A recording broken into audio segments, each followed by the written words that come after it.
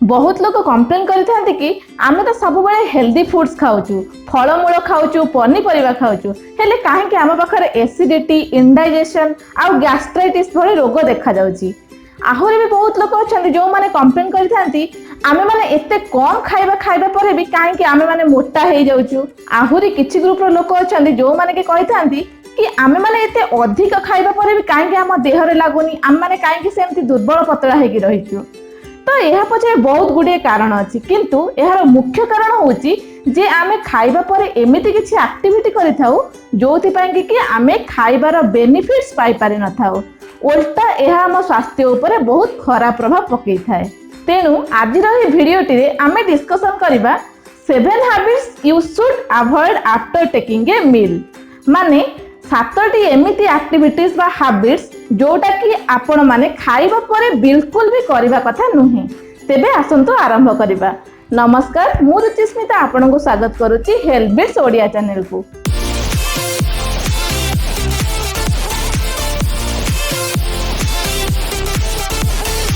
प्रथम पॉइंट बहुत लोग कही कि खाइबा परे मीठा खाइबा निहाती दरकार किंतु किछि लोग एहाको भूल भावे ग्रहण करनी थांती सेमाने खाइबा परे फलमूल खाइबा पई प्रिफर करिथांती किंतु मने रखंतु खाइबार तुरंत परे फलमूल बिल्कुल भी खाइबा कथा नुहे।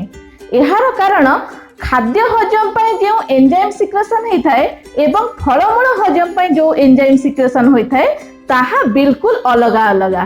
तेणु जदि खाइबार तुरंत परे आमे फलमूल खाई थाउ तेबे एहा ठीक भावे हजम हेई पारि न थाए। सो आपण खाइबार तुरंत परे फल खाइबा को अवॉइड करंतु। द्वितीय पॉइंट टी होची खाइबार तुरंत परे ठंडा पानी बा ठंडा पानीय बिल्कुल भी पीबा कथा नुहे। बहुत लोग अच्छा जो मैंने खाइबार तुरंत परे ठंडा पानी पीवा पसंद करिथांती किंतु ठंडा पानी पीवा द्वारा आमर कॉन्स्टिपेशन बा कोष्ठकाठिन्य मलकंटक भली समस्या देखा देई थाए। तेणु खाइबार तुरंत परे कदापि भी ठंडा पानी पीवा कथा नुहे। जदि आपण पानी पीवा पई चाहंतांती तेबे आपण खाइबार 20 मिनिट परे उषुम पानी किंबा नॉर्मल पानी पी परिबे। तृतीय पॉइंट होची बहुत लोग अच्छा जो माने खाइबार तुरंत परे चा किंबा कॉफी पीवा पई पसंद करिथांती किंतु आपण मने रखंतु खाइबार तुरंत परे चा किंबा कॉफी बिल्कुल भी पीवा कथा नुहे। आपण जानछंती जे हमर खाद्य पेट भितर को जाई सेथिरे थिबा विटामिन्स मिनरल्स एवं माइक्रो न्यूट्रिएंट गुडिक हमर खाद्य नळी रे अब्जॉर्ब हेई थांती एवं ताहा परे ताहा ब्लड रे मिसी थांती किंतु जदि आमे चा किंबा कॉफी पी थाउ ताहा हमर एही विटामिन्स एवं मिनरल्स अब्जॉर्प्शन रे बाधा सृष्टि करि थांती। स्पेशली एहा आयरन अब्जॉर्प्शन 80% पर्यंत कमेई देई थांती जहा फल रे कि एनीमिया भली रोग देखा देई थाए। तेणु आपण खाइबार तुरंत पर चा किंबा कॉफी पीवा को सब बेले अवॉइड करंतु। जदि आपण चा किंबा कॉफी पीवा पई चाहतांती तेबे खाइबार 1 घंटा परे आपण आराम से पी परिबे। चतुर्थ पॉइंट होची बहुत लोग अच्छा जो माने खाइबार तुरंत पर जाए गाधे पड़ी थांती किंतु मने रखंतु खाइबार तुरंत पर बिल्कुल भी गाधेबा कथा नुहे। मु आपनको आगରୁ कहि रखिछि कि खाद्य खाइबा द्वारा आमर खाद्य थिबा विटामिन्स मिनरल्स गुडिक आम पेट भितर जाए अब्जॉर्ब हेई थांती एवं से गुडिक रक्त रे मिसी थांती किंतु खाइबार तुरंत पर गाधेबा द्वारा आम पेट भितर थिबा रक्त नळी गुडिक संकुचित हेई जांती एवं आम पेट भितर रक्त प्रवाह बहुत कम हेई जाय थाए। तेणु खाद्य थिबा विटामिन्स एवं मिनरल्स गुडिक ठीक भाबे रक्त रे मिसी पारि न थांती। तेणु आपण खाइबार तुरंत पर सब बेले गाधेबा को अवॉइड करंतु। पंचम पॉइंट होची आपण माने जानिछन्ती जे बहुत लोक खाइबार तुरंत परे परे जेमिति कि लंच खाइ सरिया परे एवं डिनर खाइ सरिया तुरंत परे सोइबा पई पसंद करिथांती किंतु मने रखंतु खाइबार तुरंत परे परे बिल्कुल भी सोइबा कथा नुहे। काहे कि ना सोइबा बेले आम शरीर थिबा समस्त अंग प्रत्यंग रेस्टिंग फेज को पळै जाई थांती। तेणु जदि आमे खाइबार तुरंत पर पर सोई पडू आमर खाद्य पेट भितर ठीक भाबे डाइजेशन हेई पारि न थाए जहा फल रे कि हमको गैस्ट्राइटिस एसिडिटी एवं इंडाइजेशन भली समस्या देखा देई थाए।